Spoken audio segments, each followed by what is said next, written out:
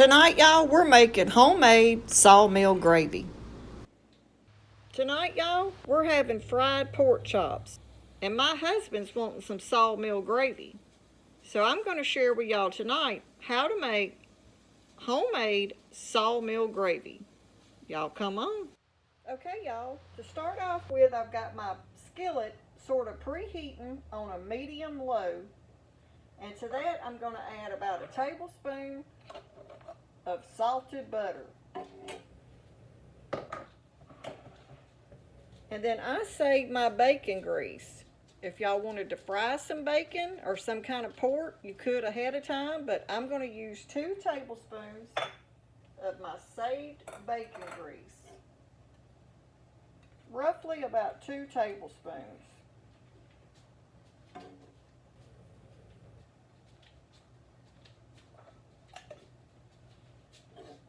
Now I'm going to share this recipe. A lot of y'all older people already know how to make sawmill gravy, but a lot of the younger girls, younger people that watch our channel, they don't know maybe. So I thought I'd share it with you. But now if you don't have butter or bacon grease, you could always use any kind of oil of your choice. But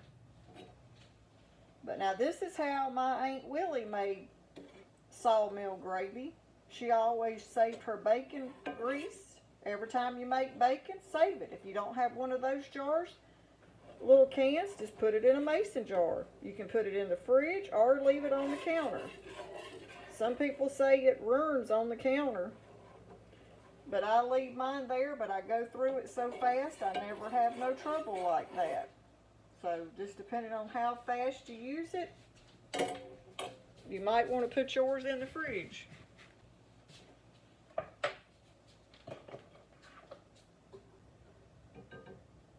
Okay, now that my butter and bacon grease is starting to melt, we're going to add about 3 tablespoons of all-purpose flour. Now I'm going to measure this out.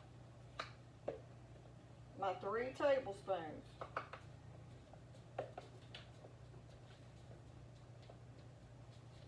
That's 2.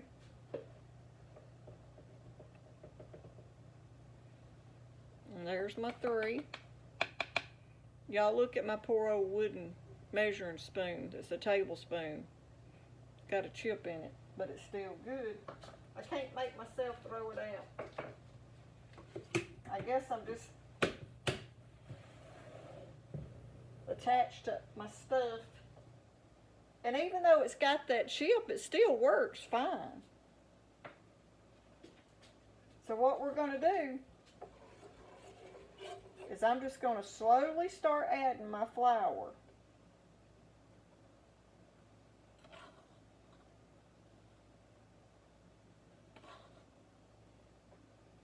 And getting that mixed in.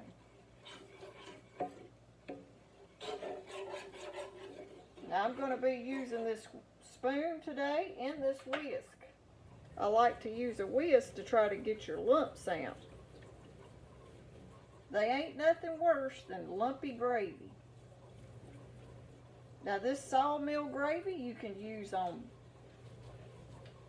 biscuits. Tonight we're having it on pork chops. I fried some battered pork chops, and that's what we're going to use it on tonight. We're just going to go ahead and add a little bit more. Get it mixed in. Now you can just add all your flour at once, but when you're trying to make a real smooth type gravy, you want to add it just a little bit at a time.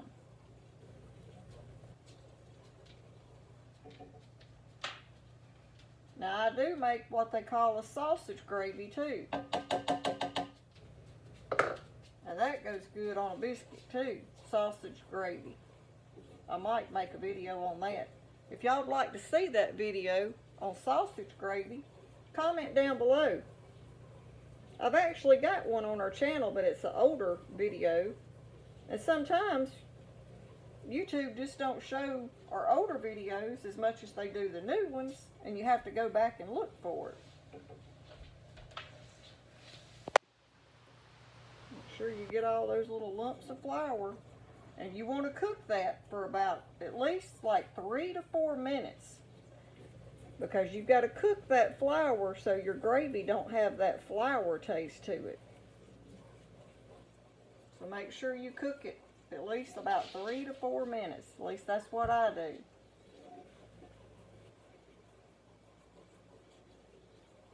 Okay.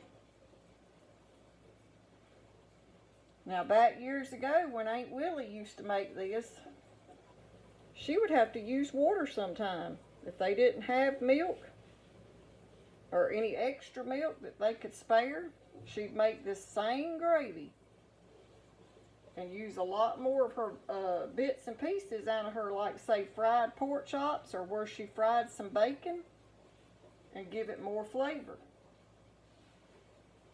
But today we're going to be making this Sawmill gravy with some milk and a little bit of water. Now the darker you let this get, the darker you cook this flour, the browner your gravy will be. So it's just depending on how dark you want your Sawmill gravy. Alright, that right there is about the color you're wanting to get it. So now I'm going to go ahead and I'm going to add my 2 cups of milk.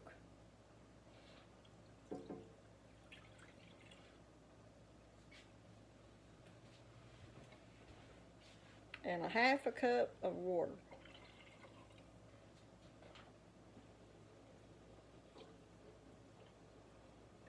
And now you just want to let that come up to a boil and start simmering. And now we're going to add about a teaspoon of black pepper.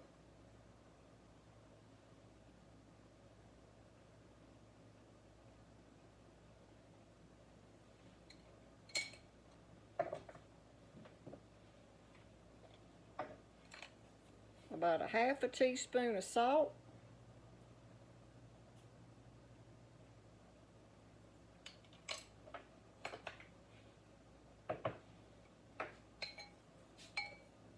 And about a teaspoon of onion powder.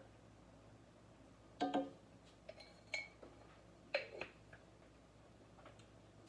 get all that blended in.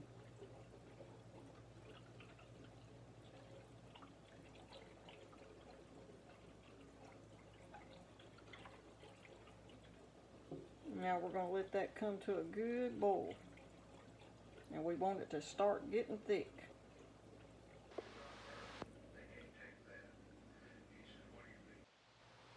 Okay, y'all can see how it's starting to thicken up. That milk's changing.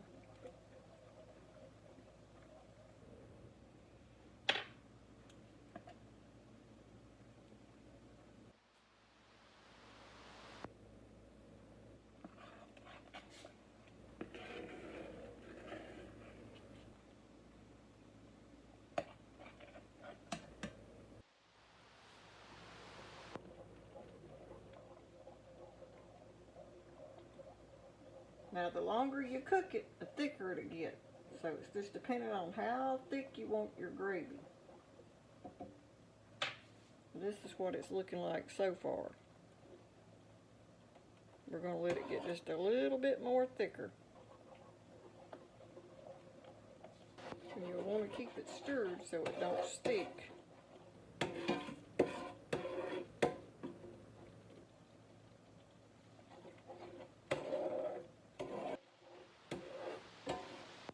That's about the texture we're going to leave ours.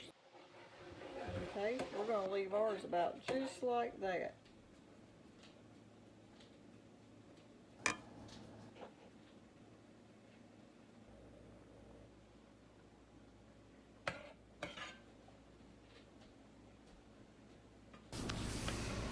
Well, y'all, I hope you liked tonight's video on how to make Sawmill gravy. I hope this video helps some of the younger people that don't know how to make it And some of the older people that do, y'all comment down below any ideas that you do when you make sawmill gravy. Let's help each other and learn the old traditions of how to make gravy. This right here we covered on our pork chops, and it was delicious. Thanks for watching. Y'all don't forget to subscribe, and happy cooking.